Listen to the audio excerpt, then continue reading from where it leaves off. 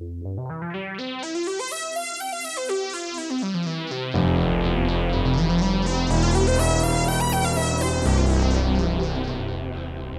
and welcome. You are listening to an informed take on current events brought to you by law students and staff of Queen's University Belfast. This is LawPod.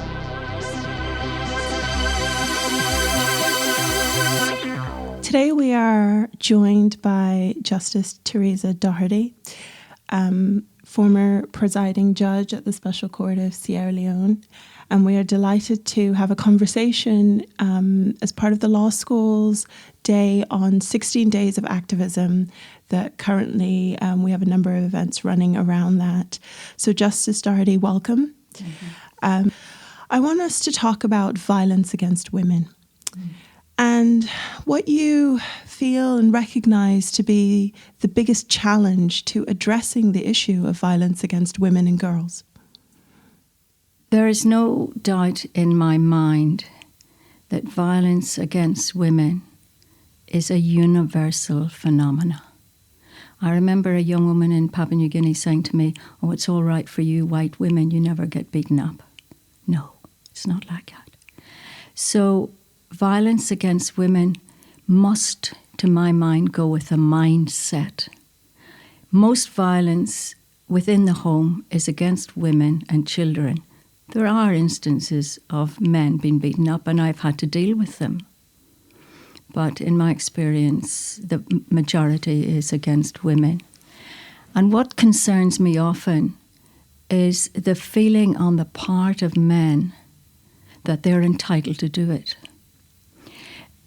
That also comes, to my mind, from the concept that they own women. I used to hear men say, for example, "Oh, well, I paid bride price, I'm entitled to hit her." In fact, they didn't pay the bride price at all. It was paid by their family, but they saw themselves as having bequeathed to them that right. There's also a mindset that I came across in practice and as a judge where it wasn't really my fault, the man said. You know, she did things. Or I remember on one occasion the man saying, "Oh, no, I didn't really hit her. You know, she says I banged her face into a mirror." No. We moved the mirror and she walked into it. This level of refusing to face responsibility is something I came across continuously. And I'm not a psychologist, so someone else might be able to explain it. But until we overcome those attitudes, I am sadly of the view that it will not completely stop. So in that vein, how can law specifically be used to address some of the pressing issues that you highlight there? In many of the countries that I have worked in and that I know subscribe to, for example, the United Nations concept or standards for prisoners and rehabilitation. So rehabilitation involves education. Reform is not quite the right word, but trying to re-educate and overcome mindsets. So I think overcoming those mindsets is important. In fact, it's crucial if we are to change attitudes. Because violence goes with attitude. Mm. It also goes with bad temper and lack of personal control. I've seen men who suddenly realise they've beaten people up, men and women and children. And they've done it in what Old Irish called a red fury. The concept of responsibility for crimes against women in war is a growing one. Yes. That, for me, because I've worked in the field, and Sierra Leone was my third civil war, and the crimes against women in that civil war and in Bougainville were exceptionally high. The Secretary General of the United Nations spoke about the egregious sexual violence against women and girls in Sierra Leone during the civil war there. So there is a growing realization that soldiers don't have a right to rape women because they're the victors. And an even greater realization that the men who are in charge, the leaders, both political and military, who are in charge of forces used in war, must take control, must take superior responsibility. I don't subscribe to the idea that when soldiers defeat an enemy, move in, for example, as happened in Berlin in the Second World War, that they can just go on the rampage and attack and rape any woman, yes, girl or boy that they see. We had interesting, very informative military experts speak during some of the trials in Sierra Leone. And it was quite clear then that the level of discipline that's instilled into soldiers, that the concepts of responsibility and that they must obey commands is clearly disciplined into soldiers. So we see more now the concept, starting with Nuremberg, of the responsibility, a superior responsibility of leaders. So far, it has been mainly military leaders. But we're also seeing political. Bashir is warrants out for his arrest in South Sudan. Habre is under trial. Charles Taylor has been convicted. These are examples of political leaders who also have been found to have responsibility or are alleged to have had responsibility for crimes that included rape, sexual violence, and forced prostitution. I think that's a very important point to stress, that for our listeners to think beyond military leadership, but also political leadership and accountability for sexual and gender-based violence that are committed under their watch. Mm-hmm. But let's talk about non-state actors. How do we deal with them? So with the Special Court of Sierra Leone, we saw a militia group also involved in committing atrocities. Could you speak a little bit about that? There were 3 military groups involved in the crime tribunals in Sierra Leone. 2 were rebel groups, and one, called the Civil Defence Force, was made up of traditional hunting groups or warrior groups within different tribal groups. And they were also indicted for crimes against humanity and war crimes. Now, that caused quite a political outcry in Sierra Leone. Why was that? Well, they were seen as the goodies. Yes. And they were led by the deputy, a deputy minister of defence. And he was indicted because it was said, as a political leader, he was responsible for the acts of those under his command. So within the other rebel groups, there had been military people. They were low-ranking. Sam Bakary, who was a vicious killer within the Revolutionary United Front. Incidentally, apparently his ambitions, according to the information we were given, was to be a hairdresser and a gigolo in Paris, but he never made it. He was instead a leader of a very vicious military group. They ostensibly said they were complaining campaigning against corruption. Sierra Leone's civil war was not one like some other areas in West Africa where you had, or East Africa, where you had two different tribal groups. It wasn't like that. They were coalescence between the different groups.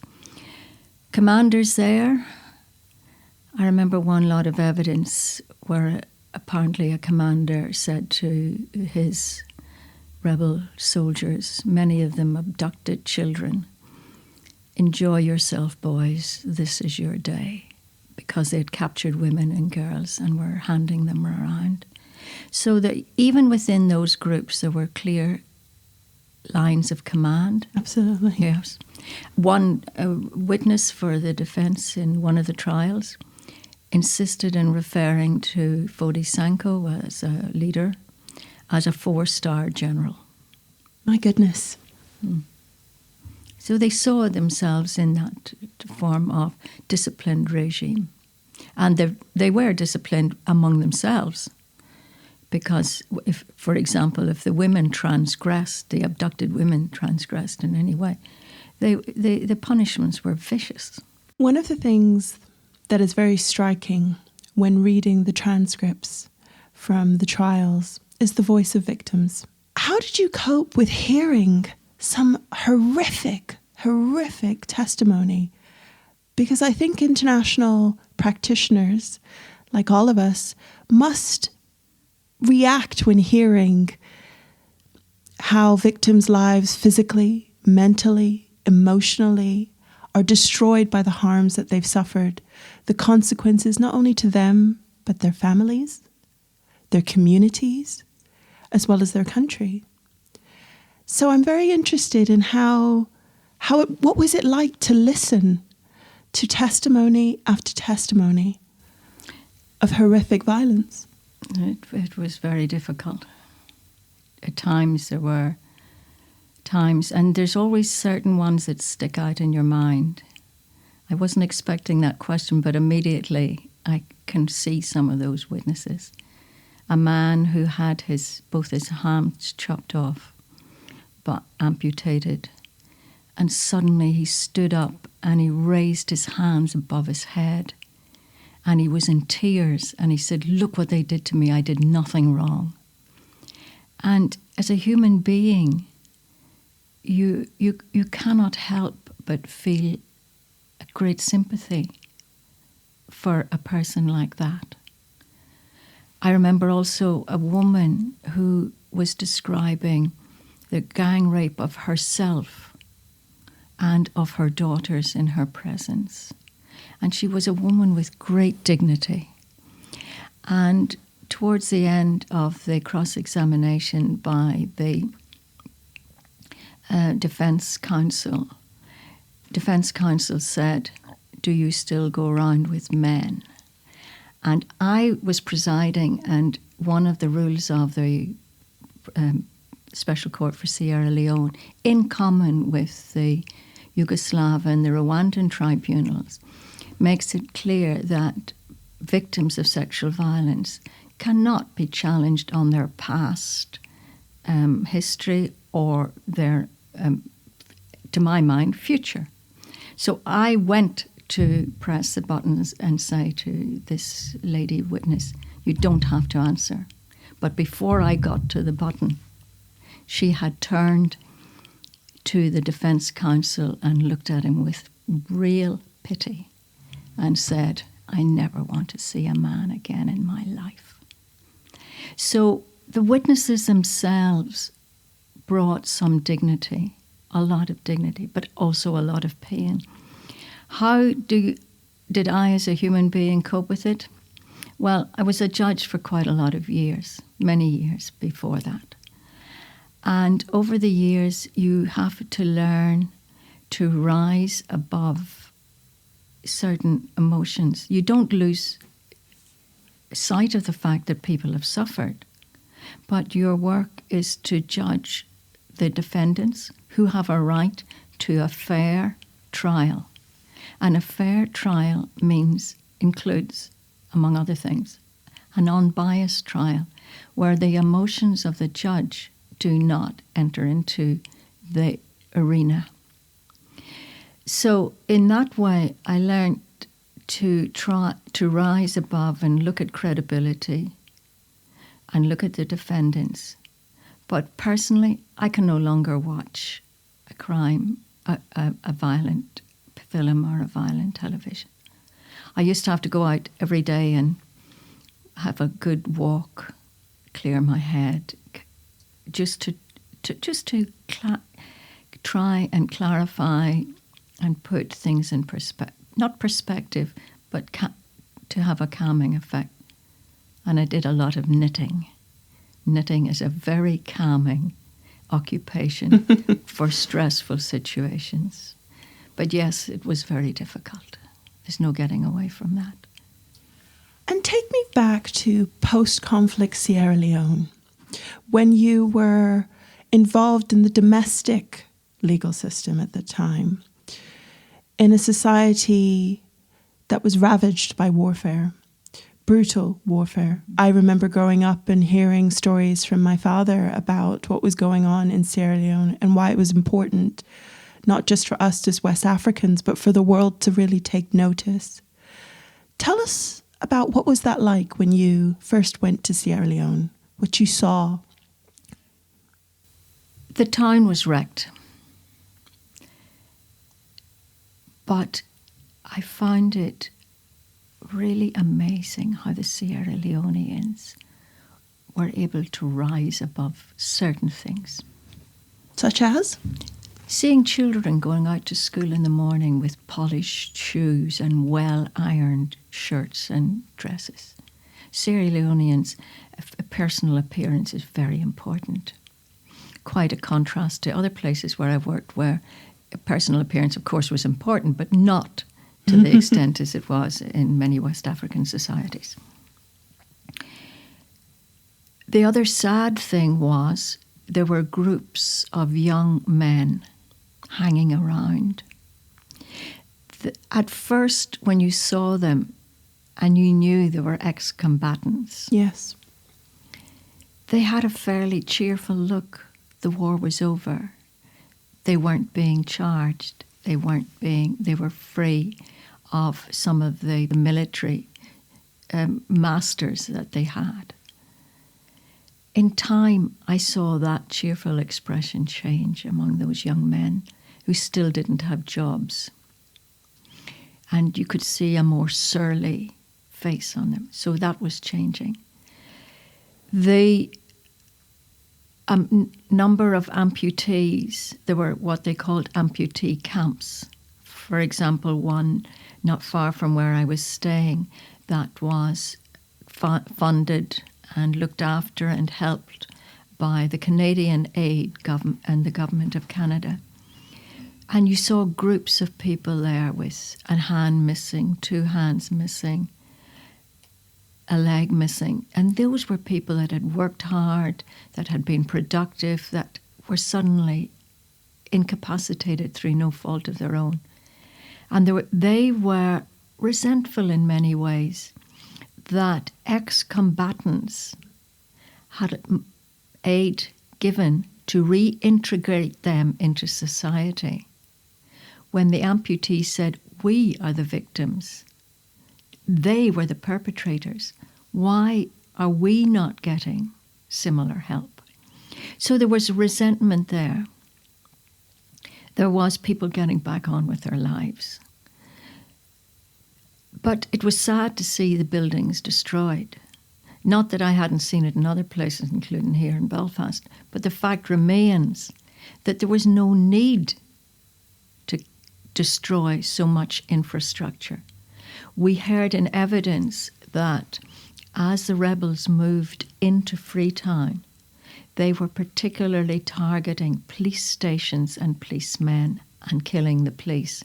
That was very apparent because some of those government offices, also the Ministry of Defence, was deliberately targeted. So there was no need to destroy an infrastructure. Possibly the rebels saw it as emblems. They never did explain to us why they did it. They acknowledged they did it.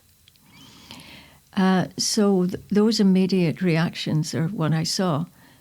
On the other hand, as an outsider, Sierra Leone, by the United Nations and the Commonwealth, was what they called a hardship posting. So only single people were there. Families were not there. But it had shops and supermarkets and not much else, mind you, but it had food and coming in. That was different to Bougainville when I first went into Bougainville as a judge, and I was the first judge to go into Bougainville. There was nothing. Yes. Nothing. So what would you say, just to wrap up, if you could capture the story of Sierra Leone and situate the Special Court of Sierra Leone within that story? Because I think it is part of the story and the history of Sierra Leone, of conflicts in West Africa. But if you could just share with us what you think is the legacy, the biggest legacy of the Special Court of Sierra Leone for its constituent community, for the victims that came, for the stories that you heard, for those that watched as convictions were handed down, for those that had family members, loved ones, heard the stories that the conflict was infused with. What is the legacy of the tribunal?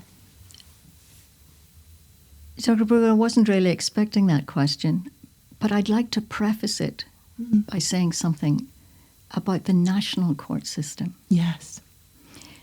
When I was a student, a practicing lawyer, a judge at the beginning, I was always told and taught and acknowledged that the judiciary are the bulwark between the executive and the ordinary people. And the Sierra Leone courts and the Sierra Leone judiciary, prior to the Civil War and even during it, had failed their people. And that came out very clearly in the findings of the Truth and Reconciliation Commission. And it came out again in my own experience. Court cases were delayed, not for months, not for years, but for decades. I was the first judge to go in to the prison at Pademba Road, where there's supposed to be a judicial inspection once a month. The governor wasn't expecting a judicial inspection, but he was very polite, very cooperative. He said to his deputy, "Take the judge around." So I went around, and I'd taken a senior magistrate with me. And I said to the deputy, "How long is it since you last had a judicial inspection?" And he said, "I've been in this prison for over 20 years, and you're the first I've seen." I found people sat there without warrant, without charge, 4 years. Men on death row for 10 or 11 years, not waiting for a decision, but waiting for a decision from the judges on their appeal. So why did we have a special court? Now that you've asked me that question, I begin to see that it was some of the failings, I'm very careful to say it was only one of the many causes identified by the Truth and Reconciliation Commission. And I stress it was only one of many. But it was one that maybe could have been different. So to ask, with that background, to answer your question, what did the Sierra Leone tribunal contribute? Well, first of all, it was the first court to sit in the place where the Civil War was. And for me, that was very, very important. I was always a big believer in going back to where the crimes were committed. It also had a very efficient, very well recognised outreach programme, which involved court personnel, interpreters, prosecutors, defence counsel, going out into the regions, out into the villages, out into upcountry, as it was called locally, to talk to people, to talk to leaders, to talk to schools, to talk to ordinary people that would turn up at a community hall, and to explain why.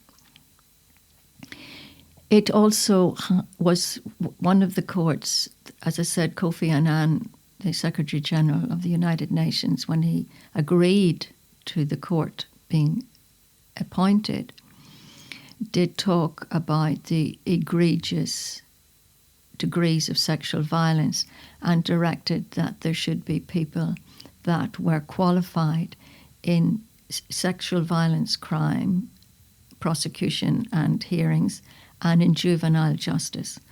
Those appointees, I do believe, helped our witnesses to cope with the procedure of recalling what happened to them and to start and coping with cross-examination. So that was also a first.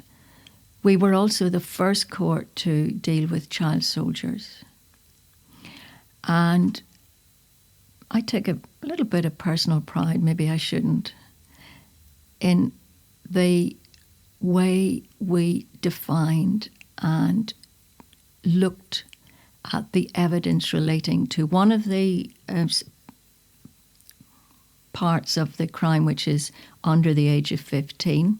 Now that, you know yourself, records were destroyed, hospitals were burnt. Many churches and places that might have kept a record of when a child was born and therefore its age, they weren't there. Yes, difficult. Yes. Difficult. So you had an evidentiary, a very important evidentiary element that had to be looked at in a fair and proper way for the defendants and for the witnesses. We dealt with that. We also dealt with the meaning of use. Some of those went back to, I remembered pictures when I was here in Northern Ireland of youngsters out throwing Molotov cocktails at soldiers and tanks here in Belfast. Children get involved in war, but they're also used, and they were used extensively in West Africa as scouts, as decoys, and particularly as food finding, as it was called. We were also the first court to deal with sexual slavery. We were also the first court to deal with forced marriage as a crime against humanity. And as you might know, it was my dissent that started that off. We were also the first court to deal with a sitting head of state as a defendant. Charles Taylor. And there was a decision made by the United Nations as a result of, I believe, submissions made by the West African heads of state to have Charles Taylor's trial not in Sierra Leone, but somewhere away from West Africa.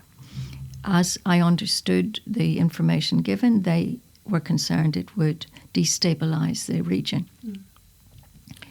Personally, I did not feel that destabilization, but I'm not a politician. It was taken to The Hague. For me, and it wasn't funny, but it was sort of amusing at the time. The reaction of the Liberian newspapers was, they're taking Charles Taylor, our leader, away to The Hague so that he will die in prison. They saw Slobodan Milosevic's death as a head of state in The Hague. They thought this was a ruse on the part of authorities in foreign countries. So misapprehensions, wrong knowledge, fake news, they happen in places where the court trials are not there where people can see them. Yes. So people seeing those trials was an important element of reconciliation in Sierra Leone. Thank you, Judge Doherty, for those insightful, thoughtful, and deeply reflective comments about conflict, about justice, and about victims. You're very welcome, and I hope it does help people understand. You have been listening to LawPod, an informed take on current events brought to you by the law students and staff at Queen's University Belfast. This episode was produced by Richard Somerville and Rachel Killeen. Our theme music is by Colonel Chocolate and the Justice Triangle. We're funded by Queen's Law School and the Queen's Annual Fund. Thanks to Yassin Brunger and Justice Doherty for this episode. You can follow us on social media. We're on Facebook and Instagram at QUB Law Pod. You can also find us on iTunes and anywhere else you get your podcasts. Thanks for listening. I'm Rachel Colleen. This was Law Pod.